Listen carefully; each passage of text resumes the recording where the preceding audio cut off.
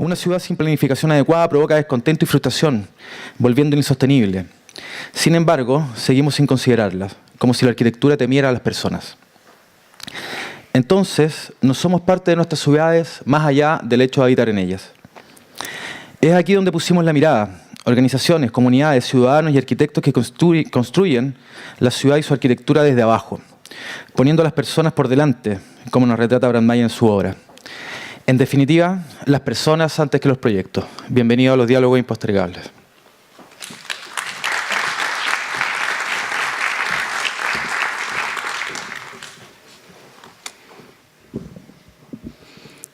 Ahora tengo el gusto para introducir el último panel, el último bloque, que ha sido como la maratona de la participación todo el día. Yo ya soy muy participativo, tengo la boca ya muy seca, pero la cosa interesante es que hemos visto distintos grados de participación. Hemos empezado en la mañana con los desafíos de distintos grupos que claramente tenían la idea, tenían la tarea de trabajar en conjunto con las comunidades. Después hemos visto por escalas las distintas formas de participación. Hemos hablado de las activaciones urbanas, que son las activaciones puntuales. Hemos hablado de la participación barrial. Uno podría entender el barrio como la microunidad espacial territorial a partir del cual se va construyendo una ciudad. Hemos hablado de la movilidad y de la participación. Y ahora un poco la idea es cerrar con la ciudad participativa. Entonces ya cómo nosotros llevamos la participación a una gran escala. La idea al principio era también terminar con una charla que era la globalidad o la participación global, o la globalidad participativa a cargo de José Luis Vallejo.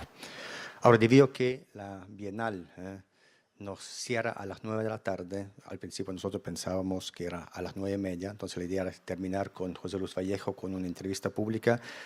Vamos a operar un pequeño cambio y vamos a adelantar a José Luis Vallejo dentro del mismo panel con Guild Architects y con Pedro Enrique de Cristo. Entonces lo que vamos a hacer ahora, vamos a tener 3 paneles de 20 minutos cada uno, lo que nos deja después al final todavía con 1 hora de diálogo abierto para justamente terminar un poco con la misma dinámica, las distintas charlas que tuvimos y para que el público también pueda participar. Los 3 panelistas, bueno, uno es Mayra Madrid de Guild Architects, que ya, bueno, el señor Pablo Contruche la introdujo ya magistralmente, no tengo mucho más palabras que añadir. Tenemos Pedro Enrique de Cristo, un arquitecto brasileño que se hizo conocido al trabajar con las favelas de Vidigal, no solamente trabajando, sino fue a vivir en conjunto con las favelas, y cuando vino ahora acá en Chile, uno de los desafíos era ir a vivir con las comunidades en Las Cañas, en la quebrada Las Cañas, que nos va a hablar de la Ágora Digital, y al final vamos a terminar claramente con la contribución de José Luis Vallejo, que creo todos conocen con ecosistema urbano. Dicho eso, más bien pido a Mayra que se acerque, por favor, para que empiece con su primera charla.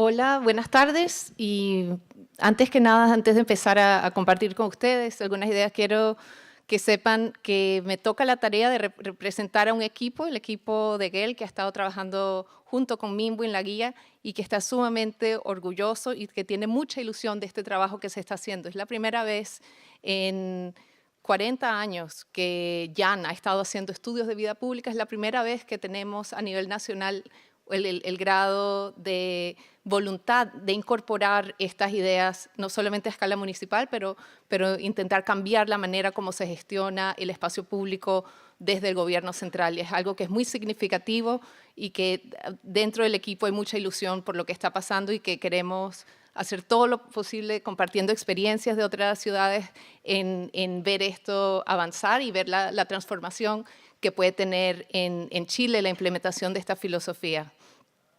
Entonces me presento, soy Mayra, soy planificadora urbana y associate en la oficina de GEL en San Francisco. Y en los últimos años he estado trabajando en muchos de los proyectos de GEL en Latinoamérica. Para que sepan, el grupo GEL es una consultoría enfocada en calidad urbana basada en las ideas del arquitecto Jan Gehl, que voy a estar compartiendo poco. El trabajo de nosotros se basa en la relación entre comportamiento urbano y diseño urbano. Queremos ver la interacción entre estas dos cosas. Más que enfocarnos en la forma urbana solamente, es ver cómo la forma afecta y sobre todo la manera como la arquitectura puede inducir a la sociabilidad. La arquitectura puede separarnos o nos puede unir. Y Jan estaba principalmente interesado en cómo podemos afectar la forma de la ciudad para crear una sociedad más cohesiva, con más unión. Y eso se logra a través de la inversión y el entendimiento del espacio público. El trabajo que hacemos está basado en 40 años de investigaciones que Jan ha estado haciendo en el espacio público. Y nosotros tenemos cierto lenguaje que acompaña al trabajo de Jan, y uno de estos es este término que se traduce como vida pública. Entonces, lo primero que hay que hacer para entender el trabajo de Jan es definir qué significa o qué quiere decir cuando dices vida pública. Vida pública es el conjunto de todas las actividades, todo lo que pasa cuando no estamos en la casa, en el trabajo o en el carro. Todo lo que ocurre en los espacios públicos de la ciudad, lo que ocurre en los parques, en las plazas, toda esa convivencia y esa interacción. Y nuestra meta es influir en la vida pública, que la vida pública sea más sana, más integrada, más amena. Y el área de trabajo de nosotros no es más que diseñar formas, es diseñar para mejorar la calidad de esa vida pública. Ese es el indicador de éxito para el trabajo que hacemos. Entonces, una manera de verlo es una pregunta que iniciaría un proyecto, es cómo podemos hacer, la meta es qué podemos hacer para hacer que la gente se quede más en los espacios, qué podemos hacer para que salga la gente que está dentro de los edificios y que pase más tiempo afuera. Y otra pregunta tiene que ver cómo diseñamos el espacio para que sea más social, sobre todo más integrador de grupos diferentes dentro de la sociedad. El equipo surgió en el año 2000, formado por estudiantes de Jan, que estaban muy inspirados por las ideas que él tenía y que estaba trabajando desde la academia y querían ver esas ideas llevadas a la práctica. En el año 2014 abrimos las oficinas en Estados Unidos y gran parte del trabajo de GEL en Latinoamérica ha estado siendo desde las oficinas de Estados Unidos. Hoy tenemos 3 oficinas, Copenhague, Nueva York y San Francisco, y somos unos 60 empleados. En conjunto hemos trabajado en más de 250 ciudades en diferentes partes del mundo, y dentro de eso tenemos el gusto de haber trabajado ya en 6 ciudades en Chile. Y esta experiencia con ciudades chilenas de diferente escala es parte de lo que nos ayuda a hacer esta traducción de la filosofía de Jan y la adaptación al contexto chileno. En este momento, como mencionó Pablo, estamos con mucha ilusión trabajando en este proyecto, que es la incorporación de la filosofía de ciudades para las personas y de humanización del espacio urbano dentro de la práctica del programa de espacios públicos de MIMBU. Una frase con la que describimos nuestra meta es esta idea de hacer ciudades con y para las personas. Y aquí me quiero detener en una palabra en particular, que es la palabra hacer ciudad, y cuestionar qué significa hacer ciudad. Y muchas veces se piensa que el hacer ciudad tiene que ver con la construcción, y no necesariamente. El construir viviendas de forma masiva no es hacer ciudad. El construir campus de oficinas no es hacer ciudad. El construir rutas de autopistas y toda esa inversión que muchas veces termina siendo increíblemente costosa, no solo en términos económicos, pero también en términos ambientales, no es hacer ciudad. Entonces, ¿qué es lo que hace la ciudad? La ciudad es las interacciones humanas que ocurren en los espacios públicos. Sin espacio público no hay ciudad. Y sin espacios públicos no hay la creación de un sentido de identidad y de ciudadanía. La ciudad se crea cuando hay oportunidades de interactuar con personas que son diferentes de nosotros. No es solamente socializar con grupos que tienen las mismas experiencias, mismas oportunidades de estudio que hemos tenido, las mismas oportunidades económicas. La ciudad se genera cuando estamos interactuando y conviviendo y compartiendo experiencias con gente que viene de diferentes orígenes y de diferentes oportunidades. La ciudad genera oportunidades para manifestarnos políticamente en conjuntos. Y es por eso, hace poco están hablando del el mall o el centro comercial. ¿Y por qué el centro comercial no es un reemplazo para una calle urbana? Es porque en una calle urbana, en un espacio verdaderamente público, hay oportunidades para la expresión política y la expresión de nuestras voluntades cívicas y lo que queremos en conjunto. La ciudad se vive y se hace real en la experiencia de los espacios públicos, los espacios cívicos, y dentro de eso están los parques, las plazas, pero sobre todo la calle. Y dentro del trabajo de Jan, el espacio público al que más le ponemos, que sentimos que está muchas veces más descuidado y que no se eleva y no se le da la misma atención, es entender la calle como el espacio público principal. Es el más grande que existe en la ciudad y uno que muchas veces está descuidado o sencillamente se concibe como un espacio para el movimiento de vehículos en un sentido al otro y no la calle como un lugar que puede también invitar a la permanencia del intercambio. Entonces, dentro de este trabajo y esta misión de hacer ciudad tiene que ver con cómo hacemos calles más sociales, más urbanas y cómo lograr esta interacción entre lo privado y lo público. Esa interacción entre espacios de cómo la vivienda puede abrirse hacia lo público, cómo el comercio puede abrirse, es parte de lo que le da sabor y calidad urbana. Y algo que es triste que ocurrió en la historia de la arquitectura es que históricamente los seres humanos como sociedad sabíamos hacer ciudades.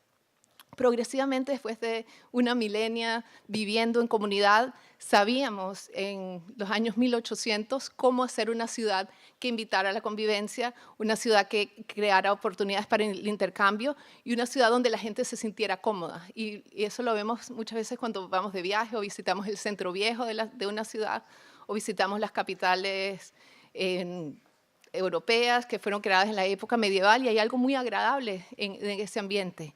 Y lamentablemente lo que pasó, que es la tragedia urbana, y lo que alarmó a Jan en su época de estudiante, es que se decidió perder todo ese legado y ese conocimiento de cómo hacer ciudad a favor de una idea de modernizar a la sociedad y sencillamente pensar que en lugar de ser seres sensibles, que queremos estimulación, que queremos contacto, pensarnos prácticamente como si fuéramos máquinas económicas que tienen que moverse de un lado al otro.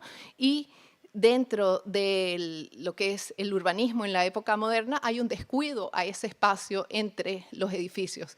Y todavía hoy estamos tratando de curarnos y tratar de volver a la práctica y al conocimiento de cómo se hace la ciudad.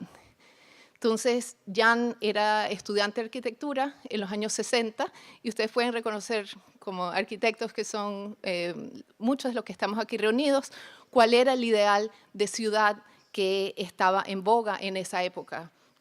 Y Jan, que estaba casado con una psicóloga social, fue uno de los pioneros en Europa en darse cuenta que este modelo urbano estaba teniendo una consecuencia, estaba teniendo un impacto en las personas. Y entonces él decidió que era necesario que volviéramos a aprender.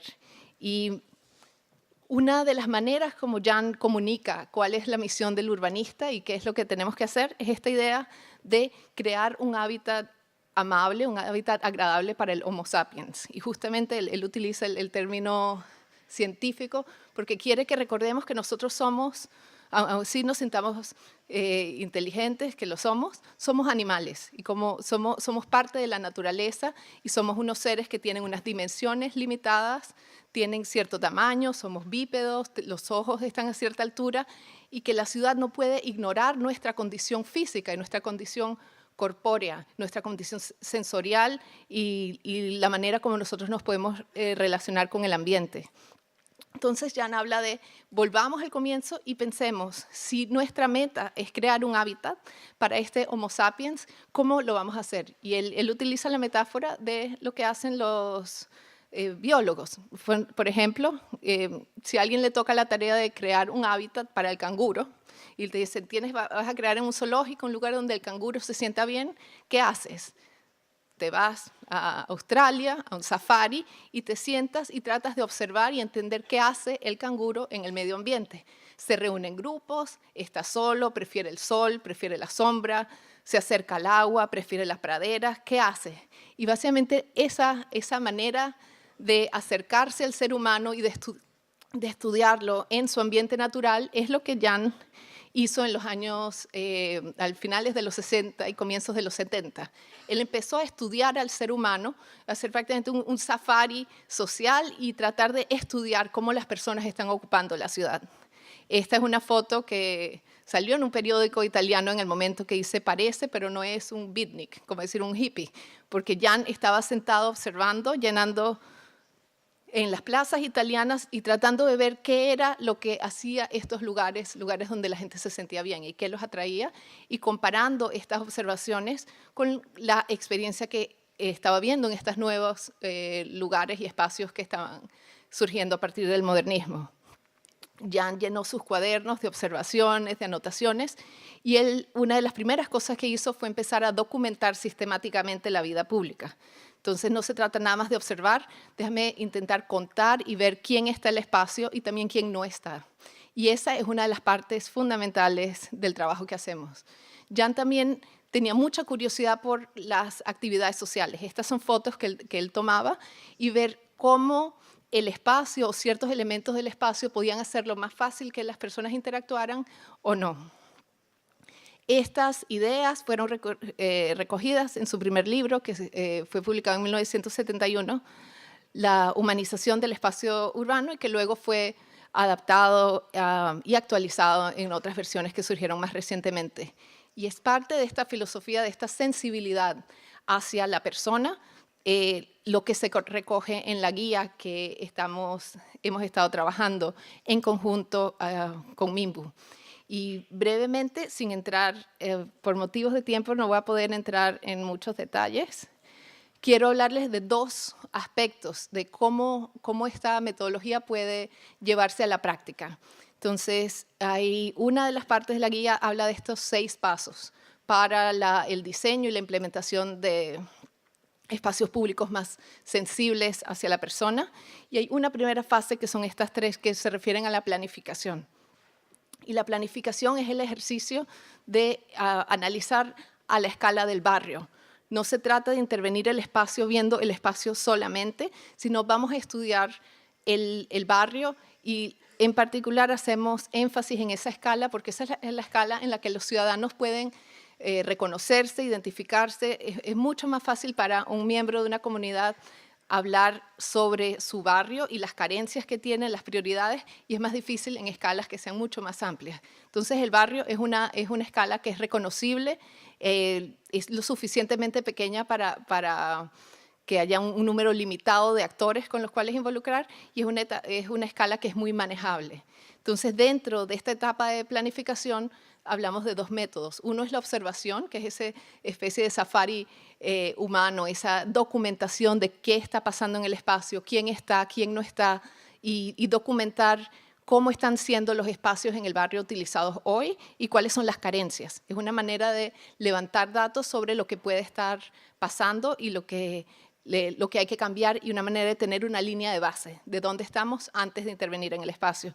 La segunda parte no se trata nada más de observar, porque eso es un poco frío y un poco separado, también se trata de escuchar y de crear las instancias de participación social a través de talleres y de intervenciones en el espacio para que los vecinos se manifiesten y expresen cuál es su entendimiento de las necesidades del espacio. Entonces nosotros hablamos de diseño basado en la evidencia, no es diseño basado en un criterio abstracto o en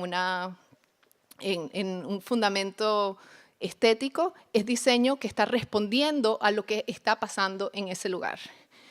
Porque consistentemente, cuando vemos los espacios de la ciudad, vemos que hay a veces una separación entre la intención del diseñador o lo que se creía que iba a pasar y la realidad de cómo la gente está usando el espacio. Entonces, en esta imagen el diseño te dice tienes que cruzar aquí, pero la evidencia te dice que la manera más práctica y lo que la gente está haciendo es cruzar en el otro lugar. Y la ciudad, si la vemos y observamos, está llena de estos casos en donde lo que está haciendo el ciudadano no corresponde con la intención que tuvo el diseñador. Entonces, ¿por qué no cambiar eso? Y en lugar de decir, estas personas no deberían estar sentadas aquí, ¿por qué no diseñamos de una manera que responda a lo que es evidentemente una necesidad de tener asientos en este bulevar que está en la foto? Entonces, hay muchas maneras en las cuales el uso de la evidencia y el uso del análisis y la observación de la vida pública nos puede ayudar a diseñar mejores cosas y a diseñar en maneras que se relacionen a lo que hay. Entonces, por ejemplo, estoy segura que esa fuente en la Plaza de Armas no fue diseñada como piscina, pero yo me imagino si es un día caluroso y yo fuera niño, yo también quisiera estar saltando y jugando en el agua. Entonces, ¿cómo podemos utilizar esa evidencia para diseñar elementos que estén respondiendo a lo que los ciudadanos nos están diciendo con su comportamiento y con sus acciones, que es lo que quieren hacer? Entonces, una parte de la guía habla de estos métodos, de cómo incorporar el análisis de vida pública, la observación, y cuáles son algunas de los diferentes métodos que pueden hacer para documentar y para relevar esa línea de base. Pero luego también está esta otra parte que tiene que ver con escuchar y con crear instancias participativas, el uso de talleres, y hay una de las principales instancias de participación que tiene que ver con la implementación de pequeños proyectos pilotos, que es la segunda parte a la que voy a estar mencionando. Entonces, la implementación del proyecto piloto es uno de los métodos que podemos usar para entender cuáles son las necesidades y cómo responder mejor a ese contexto. Entonces, dentro de esta parte hablamos del concepto de diseño incremental. Y hay veces cuando hago esta presentación me preguntan, ¿es lo mismo diseño incremental que urbanismo táctico? Y digo, se parece, pero no necesariamente. Diseño incremental tiene 3 requisitos. Uno, sí, son diseños pequeños, de implementación rápida y de un costo menor que una obra convencional. En ese sentido, se parecen al urbanismo táctico. La diferencia es que es muy importante que esas intervenciones estén respondiendo a una necesidad y a una prioridad que surja de la comunidad, que esté validado y que esté respondiendo a algo que los grupos y los actores locales identifiquen como un problema que quieren resolver, y también que esa intervención esté ligada a una estrategia a largo plazo, que no se trata nada más de hacer este experimento, lo cual puede ser muy valioso como activación social, pero como parte de este proceso la idea es que esa intervención es parte de una estrategia de cambio que va más allá. Este es un ejemplo de un proyecto de diseño incremental en el cual trabajamos en Sao Paulo, y la diferencia entre esto y un proyecto convencional es que lo físico es muy básico. Si ven lo que hay, aquí hay una plataforma, hay unos pequeños juegos de niños y hay unos componentes móviles. No es mucho y la inversión es, como se imaginarán, mucho menor de la que hubiera en una obra convencional. Pero en lo que se invirtió en este proyecto y el motivo por el cual fue exitoso tiene que ver con todo el manejo social, el manejo programático que acompaña este proyecto. Si ven en la foto, hay una señora que es una recreadora que está haciendo juego con los niños. Atrás hay 2 mujeres con unas franelas verdes. Ellas trabajan como gestoras del espacio, ellas organizan un plan de actividades, organizan juegos. Ellas se encargan de asegurarse y tener una presencia cívica amigable en el espacio. Entonces, esto también tiene un costo y hay una profesionalización del mantenimiento y de la gestión del espacio público que consideramos es una de las claves de hacer un espacio para las personas. No se trata solamente de colocar los elementos físicos, pero es elementos físicos acompañados con la gestión del espacio. Y fue algo que en uno de los paneles anteriores hoy se habló mucho de que tenemos que invertir en lo intangible. Y lo intangible muchas veces cuesta menos que lo físico. Entonces no estamos hablando de elevar los costos del espacio, es de sacarle más valor a esa inversión en el espacio público porque estamos invirtiendo en las personas y en el uso que le van a dar. Tengo más que compartir con ustedes, pero quiero respetar el tiempo de los otros panelistas. Entonces, voy a dejar la presentación hasta este punto y espero poder seguir compartiendo otras partes durante el diálogo. Muchas gracias.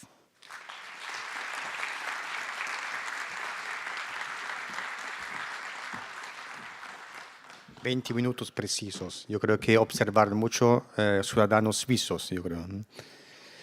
Bueno, pasamos al próximo exponente, Pedro Enrique de Cristo, por favor, que nos va a presentar la Ágora Digital.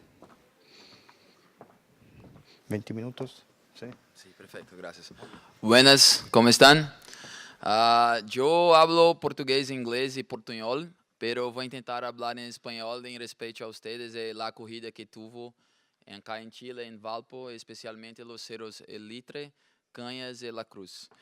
La Agrodigital es un intento de resgatar cómo nació la democracia. En verdad, su creación fue tanto una reforma espacial cuanto política. Lo que pasó en Atenas fue que la origen del poder de decisión política salió de los nombres de las familias aristocráticas para los espacios de la ciudad. Atenas fue dividida en 10 áreas con la misma población cada, 3.500 personas, donde apuntaban cada una de ellas 50 personas para el poder ejecutivo. El poder judiciario era una mezcla de democracia representativa y directa y el poder legislativo, el Consejo de la Ciudad, que en todo el mundo básicamente es responsable por decidir el diseño y la construcción de la ciudad, era baseado en democracia directa. O problema é que nossa democracia não vem de Atenas. O Estado moderno do século XIX nasceu inspirado em el Estado romano, que foi desenhado para ser aristocrático, ou seja, que toda sua democracia era representativa. Qual é o problema tangível resultante disto? É que temos o programa da cidade dividida, que vai de Valparaíso a Rio de Janeiro, a São Paulo, a Medellín ou Mumbai. Hoy en el mundo vivimos la mayor migración urbana de la historia. Hasta 2050 vamos crecer muchísimo y por primera vez somos prioritariamente urbanos. El gran desafío es que 93% del desarrollo urbano que va a pasar será en el mundo majoritario, que es Latinoamérica, África y Asia. Y se pueden mirar, el mapa está de cabeça abajo. Es por una razón sola, que quando vamos a desenhar ou qualquer trabalho, a gente vem em primeiro lugar. Como dije Miguel, o que une a Joe, a Mayra e al outro palestrante é que nosso foco é na gente. Então, quando estávamos no estúdio, nos perguntamos, por que o mapa está com os ricos arriba e nós outros abaixo? Se 83% da população mundial está em Latinoamérica, África e Ásia. Então, imagens são mensagens políticas e também são importantes. Depois disso, o que passa é que hoje no mundo, 1 em cada 7 pessoas vive em assentamentos informais. Vocês chamam Thomas, nós outros favelas, em Medellín e comunas. E até 2050 serão 1 em cada 3. O grande problema é que não há um só caso de integração social, econômica e espacial no mundo que seja completamente exitosa.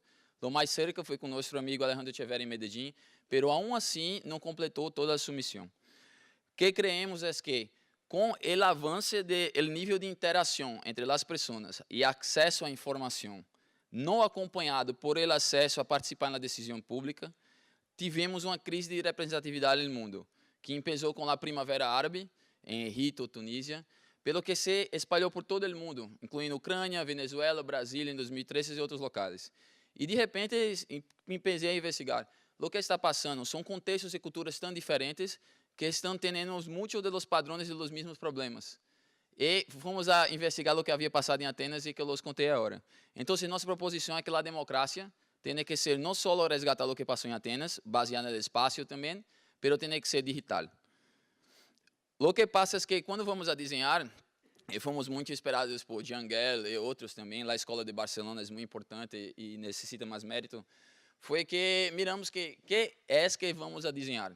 Só o espaço não é o principal, é nosso meio original que serve de base. E muita gente diz, vamos fazer o mundo um local melhor, um lugar melhor. Mas para isso temos que nos recordar que o mundo é um lugar. E temos o espaço. Mas a gente depende das políticas públicas. E talvez a maior escala de desenho que há hoje no mundo seja as políticas públicas, que avançam sobre o desenho de território. E a outra questão que compõe nossa matriz é a tecnologia. Tecnologias de alta e baixa densidade, tecnologias de hardware e de software que compõem o que chamamos nossa matriz, ou seja, a experiência do usuário. Então, em nosso estúdio, quando dizíamos qualquer coisa, não dizíamos o edifício apenas, não apenas a política pública ou as tecnologias que vão utilizar, mas sino a síntese dos três. Outra coisa muito importante é que em arquitetura temos um grande problema que é a falta de buenos processos. Há projetos brilhantes em casos isolados e não há aprendizado estruturado de projeto ao outro. Então, pensamos, há problema estrutural e semântico nisso. Nós outros, creemos que o desenho, mais que uma disciplina, é um processo. E um processo clave em el processo de inovação tecnológica. Então, criamos nosso processo, que é basicamente investigação, research, desenho e desenvolvimento. E o que passa é que quando empieza a primeira fase de desenvolvimento, empezamos a segunda fase de investigação. O aprendizado disso informa a segunda versão de desenho. E o que passou é que todos os nossos projetos em lo estúdio, que não são os comerciais que pagam as contas para podermos fazer os projetos que queremos, são criados e construídos a partir dos outros que hicimos. As escalas do sistema de agro digital que propomos em Rio em 2014 tiveram, em primeiro lugar, o equipamento em si, seu rádio de 500 metros com internet livre, depois a comunidade, sua área de integração, em nosso caso, Leblon, que tem indicadores de Noruega, e Vidigal, que tem indicadores de África, e, ao fim, toda a cidade em um plano de expansão gradual, que seria o pico em 2016. Hicimos o projeto a convite do alcalde e das universidades locais e com comissões privadas. Então, fomos a estudar as referências de espaços de democracia que predimos em Atenas. Em Atenas, tínhamos a Ágora, que é o precedente principal dos espaços democráticos do mundo. E o interessante é que a cultura é, acima de tudo, um produto humano, não? E reflete em espaço construído. Se miras como é o Congresso em Inglaterra, verás que é muito dualista. Tem os Tories de um lado e os do Partido Trabalhista de outro, adversarial. Em Austrália, que é um misto da cultura inglesa e de culturas vizinhas, como os aborígenes e outros, tem este misto acá. Quando vas à Alemanha, por todo o trauma do nazismo, houve necessidade de se poner o cidadão acima do liderazgo. E miras que a forma de como é desenhada o Congresso de allá põe gente à la espalda de quem habla, como se está sempre sendo vigiado para que não haga o que os liderazgos passados fizeram. E em China é distinto nesse caso, porque todo o desenho da audiência está voltado para que o centro de tudo seja o liderazgo. Não à toa é uma ditadura. Em termos de software, como falamos, principalmente o pressuposto participativo, criado em Porto Alegre, na década de 80, que tem indicadores quantitativos que lo validam. Por exemplo, há uma diferença estatisticamente significante de que cidades que têm pressuposto participativo têm melhor cobertura de saneamento, menor mortalidade infantil e maior presença de ONGs, o que é fundamental para a democracia. Outro exemplo importante são as oficinas de tecnologia Fab Lab, criadas em MIT e Stanford. Temos uma expressão em português que é muito distinta, e falei a meus estudantes em Los Ceros, que é el salto del gato. É como estás vindo atrás por muito tempo e tens que ir arriba e não dá para correr simplesmente algo. E há uma corrida mundial hoje por acesso e habilitação em novas tecnologias, principalmente programação e robótica.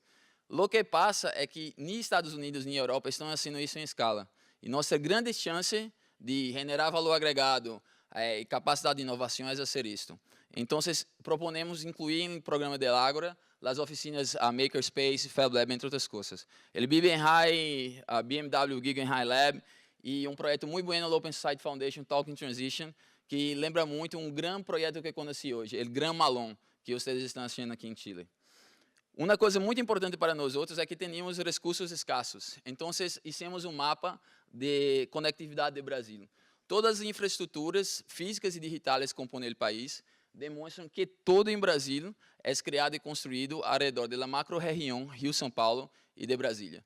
Então, para que as soluções que desenvolvemos ganhassem escala e ressonassem por el país, focamos primeiro ter como laboratório Vidigal, acá, e São Paulo. Vidigal era o terreno com maior risco de gentrificação em Rio de Janeiro durante o processo olímpico e a comunidade estava muito preocupada com isso. Então, fomos allá para tratar o espaço construído, o espaço natural, em um perímetro específico como nosso laboratório, onde medimos todos os impactos quantitativamente e qualitativamente de intervenções espaciais, políticas públicas e tecnologias. O outro laboratório principal que criamos foi em São Paulo, em centro. Acá, em um rádio de 1 quilômetro, tens a melhor rede de infraestrutura do hemisfério sul. Há 5 estações de metrô e as 3 estações de buses que conectam toda a cidade. Al dia, em um rádio de 1 quilômetro, passa mais de 6 milhões de pessoas. Então, pensamos, há um problema muito grave. Necessitamos ter espaços para que a democracia seja hecha, acordando-se com o território, para que a gente do local, como em Cerro Elitre, por exemplo, seja protagonista do processo de mudança, porque necessitamos um câmbio cultural. E como eu disse previamente, é verdade, cultura é uma coisa muito complexa, mas é acima de tudo um produto humano. Pero para que a gente haga o câmbio, elas têm que ser o liderazgo que fazem isso. Então, pensamos, vamos fazer escalas distintas. Em alguns casos, não há necessidade de criar um novo espaço, mas podemos ter estruturas temporárias hasta que um espaço seja implementado e adaptado para isso, como é o caso da escala 101 que propusemos em Cinelândia, que é o Centro de Democracia de Rio de Janeiro, em que, durante o processo que nos livramos da ditadura, foi o centro e vértice cartalista de todo esse movimento. Acá um desenho, isto é composto em seu programa, como em escala 201 podemos ver aqui, que era em Vidigal, por um espaço de sistematização, que basicamente é para aprendermos como as coisas funcionam, um espaço de síntese interdisciplinar, em que arquitetos, desenhadores, ativistas, programadores, engenheiros criam soluções juntas, e um espaço de articulação. E o importante também é que, para que esse sistema de lago digital funcionasse, não podia focar só em democracia e o pressuposto participativo, tinha que ter um componente educacional, de democracia e tecnologia. Por que tecnologia? Porque, se queremos fazer esse salto de gato que falei, necessitamos professores e espaços qualificados para isso. Mas não temos o suficiente para a demanda. Então, a Ágora serviria como equipamento que teria ao seu redor diferentes escolas que seriam como que um rodízio de utilização deste espaço. E, por fim, a última parte do programa é a área de articulação, onde haveria a democracia direta, que queremos alcançar por meio de instrumentos como mecanismos como o pressuposto participativo, e enquanto buscamos a calibragem ideal entre democracia direta e representativa. E haveriam também debates, exibições, exposições, atividades culturais como concertos e teatro, para criar mais capital social com a comunidade e para que ela decida com mais informação. Acá o desenho foi o primeiro edifício que hice quando cheguei a Rio, vindo dos Estados Unidos, de maestria em Harvard. E o que passou foi que houve uma comissão de los dueños de TV Globo e uma outra família muito rica. E com a crise econômica que tivemos em Brasil, eles disseram, muito bueno o projeto, mas não vamos a construir. E eu, claro, fiquei aburrido e tudo mais. Mas a comunidade foi muito linda, porque chegaram a mim e disseram, Pedro, nós outros queremos uma Ágora digital, porque queremos ter liderazgo de lo que vai passar com o nosso território. Se derramos em la mano da alcaldia, o que vai passar é que vamos ser expulsos da cá, ou com os preços que vão subir muito, ou com algum tipo de lei e decreto. Então, eu lhes perguntei, tudo bem, pero o que tem para construir? Eles me disseram, temos pneumáticos, concreto e algumas pedritas. E eu disse, certo. E Mauro me mirou e disse, tenho uma tecnologia que eu desenvolvi acá, em interação, de reciclagem dos pneumáticos. Então, testamos, desenhamos em Rhino, fizemos umas modulações para ver os testes de tensão e outras coisas, e vimos que dava para ser. E propusemos uma estratégia multifuncional que está acá, desse espaço público, que era o espaço de decisão democrática da própria comunidade, que era uma contenção de la encosta, que era um grande problema no Rio de Janeiro cada vez mais, e que assim uma filtragem de água no caminho para distribuir para as hortas do pequeno parque que tinham. E então, decidindo acá, a própria comunidade pensou que a melhor coisa que podiam ser, porque a questão de titulação estava fora de seu poder em esse tempo, era um cinturão verde em la favela de Vidigal para conter o crescimento desordenado, porque em Rio temos um problema muito grave de pirateio de terra em Los Brodes. E a partir disso tivemos os resultados, que foram desde a criação do Parque City, que vou mostrar mais adiante, pero que empezaram em uma escala pequena. Um grande exemplo é o problema de intolerância religiosa no Brasil. Temos religiões africanas, como podem ver aqui, do candomblé, e muitos evangélicos em las favelas. E começou a passar um problema muito sério, que a gente das igrejas evangélicas ia aos cultos de candomblé e jogava pedras e coisas assim. Mas com as atividades que hicimos em la Ágora de espaço público, como falou meu colega, diria aún mais de allá que espaço público cria cidade. Não, espaço público é fundamental para a democracia. Porque a democracia só existe quando gente diferente se encontra, se conhece e ganha confiança uma na outra para fazer coisas. E o que passou allá foi que el hijo del pai de santo, como chamamos em candomblé, e la hija del liderazgo de las evangélicas estudavam em la mesma escola. E eles estavam negociando um abatimento em el preço de la mensalidade. E de repente, el pai de santo mirou a la evangélica e disse, tu hija estuda comigo. E sim, e a questão da mensalidade, como está? E perceberam que tinham problemas comuns. e que não eram tão distintas assim. E a Agrodigital foi um instrumento fundamental para que tivemos paz religiosa em Rio de Janeiro, pelo menos em Vidigal, não em todo o Rio. Quisera eu e todos mais lá. Outro resultado foi que havia uma necessidade muito grande de desenho urbano. Temos essa obsessão com o artefato e aún em las melhores escolas como Harvard, MIT, Architecture Association London, as pessoas querem pensar que a vivenda é que vai solucionar o problema. Pois vou dizer-lhes, se pensam isso, tem que ir a uma comuna, a uma favela, porque o que funciona melhor já são as vivendas. E o que passou foi que a necessidade, a demanda da população, por ele desenho de espaço urbano, levou à construção dessa escaladeira e praça, que foi um pedido direto e uma decisão da Agrodigital. Hicimos o desenho, também a mesma estratégia da Agro original, uma contenção de terreno, 99% de sua superfície coleta, trata água em reed beds, com carvão ativado, e tem espaços públicos verticais.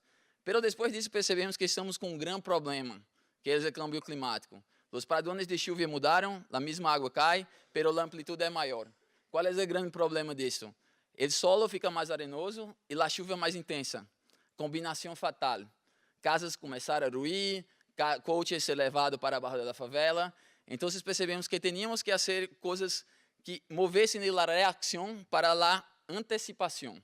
Que hicimos? Hicimos a primeira maqueta digital de todo o espaço construído da favela de Vidigal e do cerro de los dos hermanos.